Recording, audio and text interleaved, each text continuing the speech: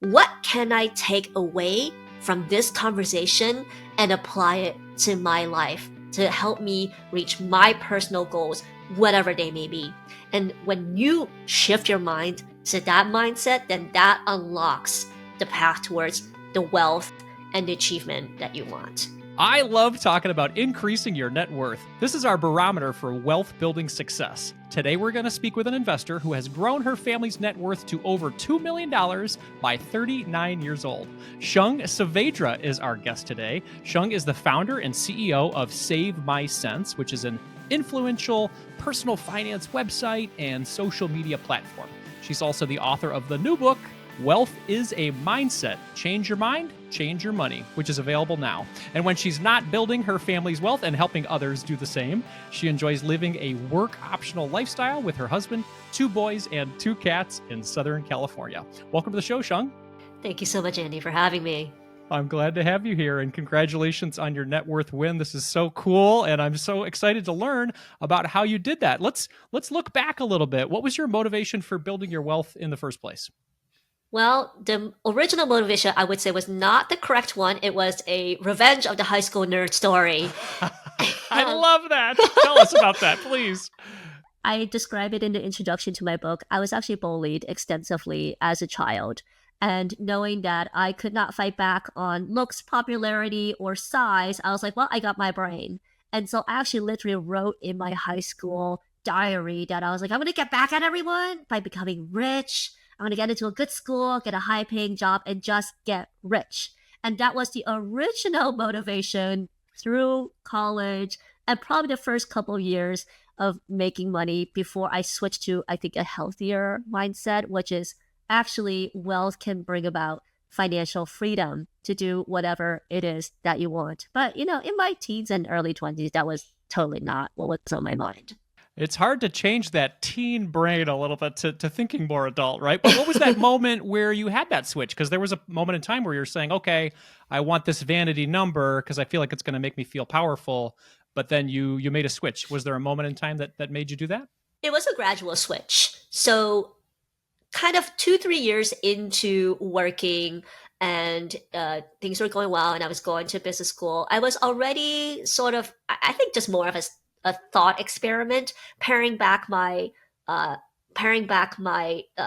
spending as well as my stuff, because I was moving from Boston, where I started out, to Chicago for business school, and then I knew I was going to San Francisco to work. I was like, I just hate having so much stuff. Like, let's just see if you can move by shipping everything via FedEx. And that's actually how I moved. I didn't have furniture. I just shipped everything via FedEx and then figured out furniture as I went along.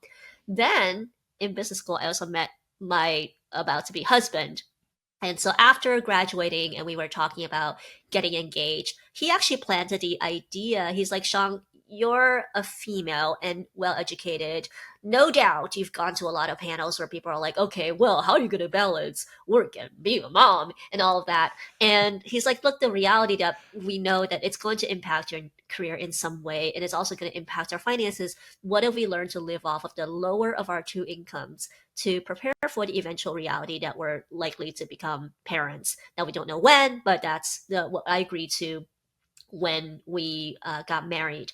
And that introduced more of the idea of using sacrifices and things early on in my life to buy back freedom. Now, the original idea was, okay, let's just make those first couple years of motherhood easy. But then over time, as we did this, I later came to learn about the concept of FIRE, financial independence, retire early. And eventually that's how we oriented our financial mindset. That's great. What about learning about FIRE got you excited and said, oh, I can do this?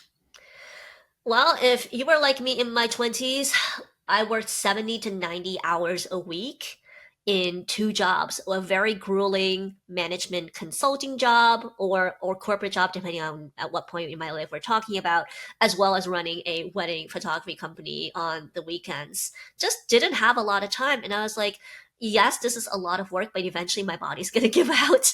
It's just like right now I have the advantage of youth and the idea that I don't have to work so hard and deal with corporate shenanigans and awful bosses sounds very enticing the more I understood what it meant to actually be in corporate and what that has to do with the daily face that you have to put on when you go, to work.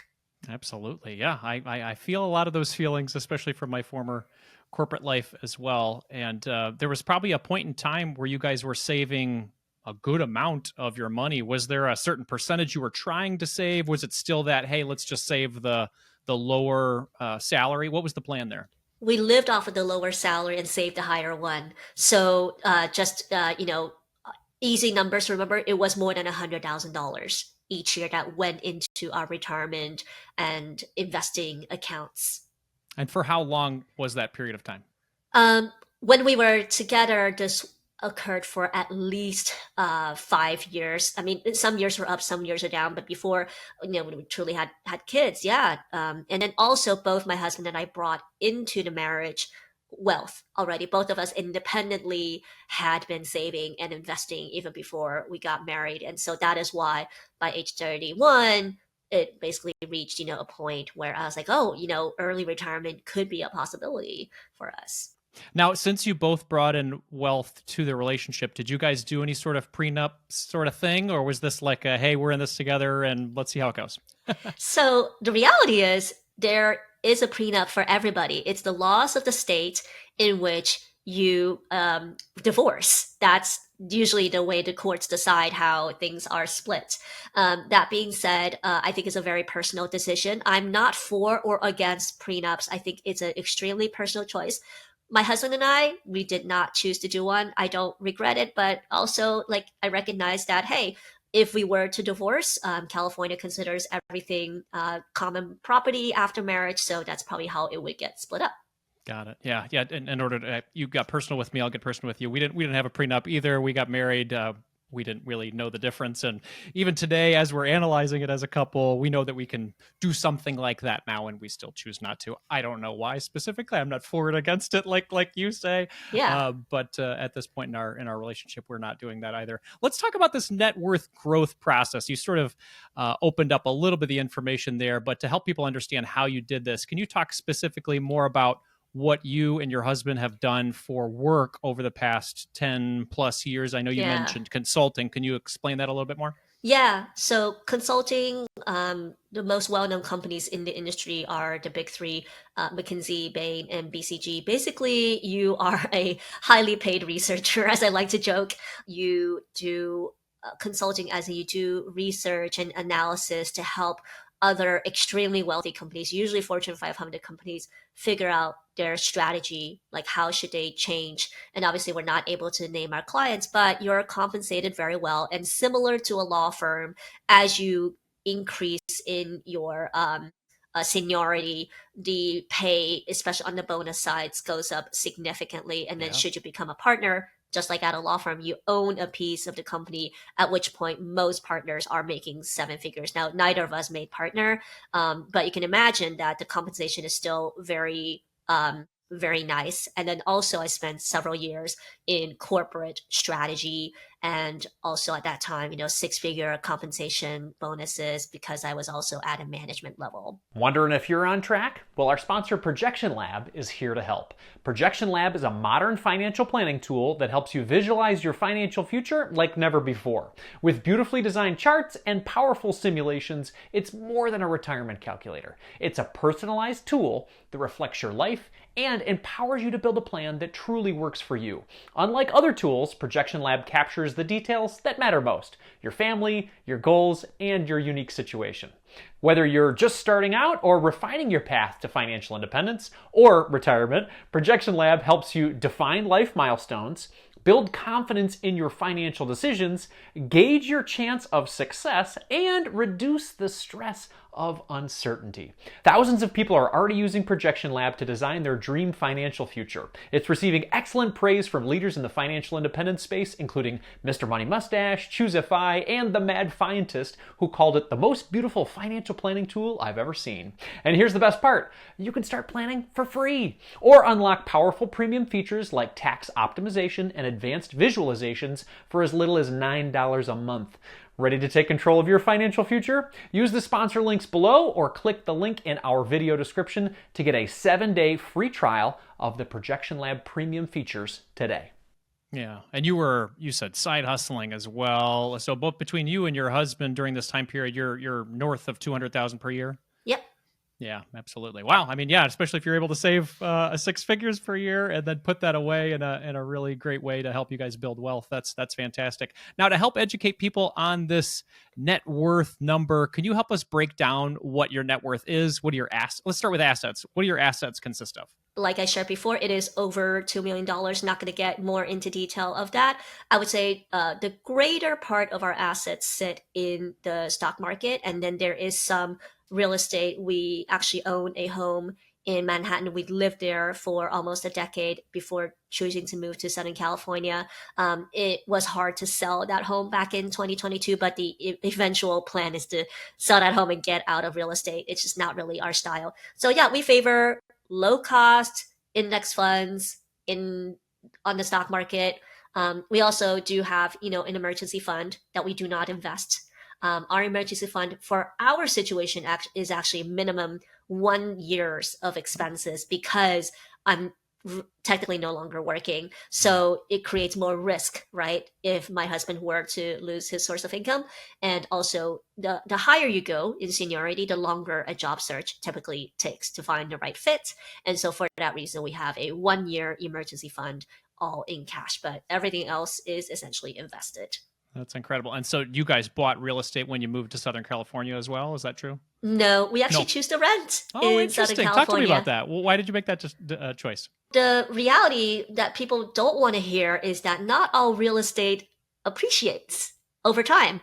And then by the time that we moved to California, the interest rates were already being jacked up by the Federal Reserve. So we saw no need to overpay for something when renting something is just as fine for us. And that meant that if I actually coach people, right? I see the real numbers. When people go from renting to home ownership, oftentimes your total cost of home ownership actually rises.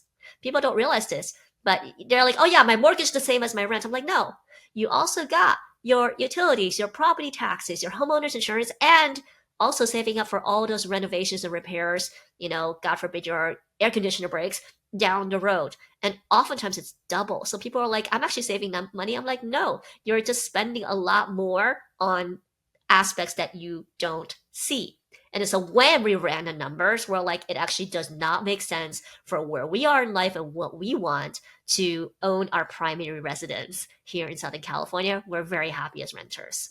I love that. I think that people should take more time to analyze that. In my first round of home ownership, I had the American ideal of owning a home is something to be very proud of, and you got to do it as soon as possible with as little down, everything. And man, did I pay for it for a good decade. I felt like my home owned me, no joke. And it was just one of those painful experiences that the second time around, I'm like, I'm doing this completely different. So I hear you with that. So let's talk about the liability side so we can complete the math problem. Do you guys have any liabilities at this point in your life?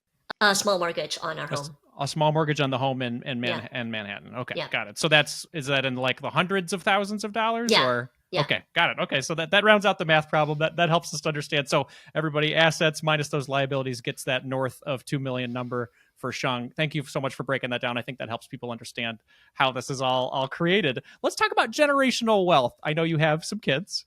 Talk to us about your generational wealth plans for those kids. Their college is funded.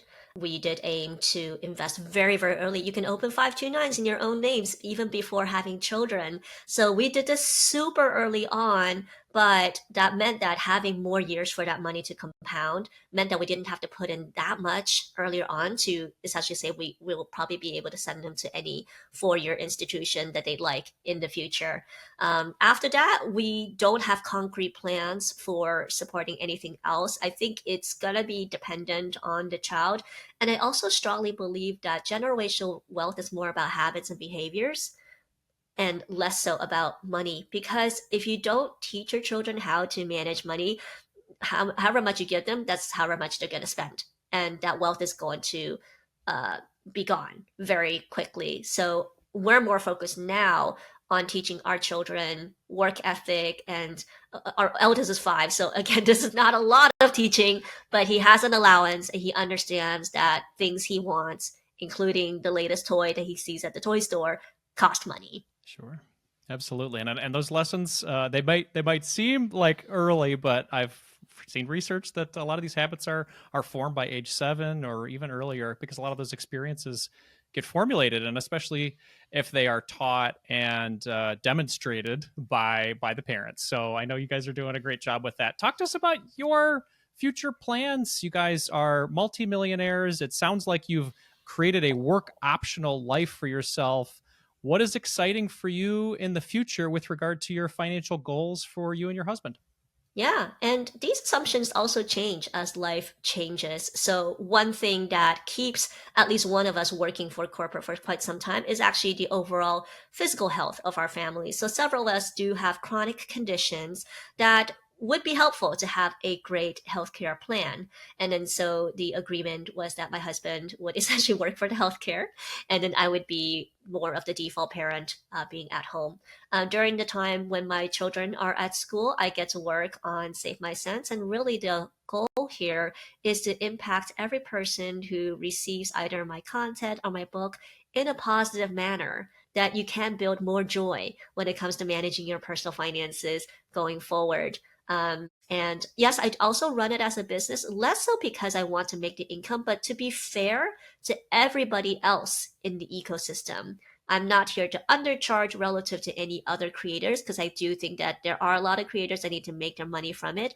And also, I found that when I gave things away for free, nobody did anything with it. So I also actually charge to ensure that if you buy my book, yeah, it costs you some money. If you buy a course, yes, it costs you money. Then you're actually going to read it and check it out and then make yourself more money as a result. I love that. That's it's a very good epiphany moment, especially if you're trying to give back. But if people aren't consuming it, then then you can't give it back as well. So I hear you there. Let's talk to the person who's been listening to our interview right now, and they're very inspired. They want to grow multi-millionaire wealth like you have. What's one step they could take following this interview? Change your mindset, because the first thing you're going to be like, that's not going to be me. I didn't grow up with wealth. And then some people also argue that I had a leg up because I got college paid for. Yes, I recognize that that's a privilege. But if the first thing that comes to your mind is, that's not possible, that's not going to be me, then yes, it's not going to be you. It's a self fulfilling prophecy. Instead, the most inspirational phrase that I take from anybody that I listen to, and I listen to podcasts from people who, making an insane amount of money from their businesses, way more than I do. I'm like, what can I take away from this conversation and apply it to my life to help me reach my personal goals, whatever they may be? And when you shift your mind to that mindset, then that unlocks the path towards the wealth and the achievement that you want. I love that. I love that. Well, you've got a whole book on this topic. Tell people more about it and where they can pick it up. Absolutely. In the United States, you can get my book, Wealth is a Mindset by Shang Saavedra, anywhere that sells books, so Barnes& and Noble, your local bookstore, Amazon, etc. If you're listening outside the country, it's going to be a little bit more iffy. I would say check your local Amazon store first. And I'm also online at savemysense.com and Instagram and YouTube under Save My Sense. Excellent. Yes, she's sharing a lot of free information as well as this awesome book out there. We'll have links for those opportunities in the show notes. Shang, thank you so much for your time today, and thank you for putting out this great information. Thank you, Andy.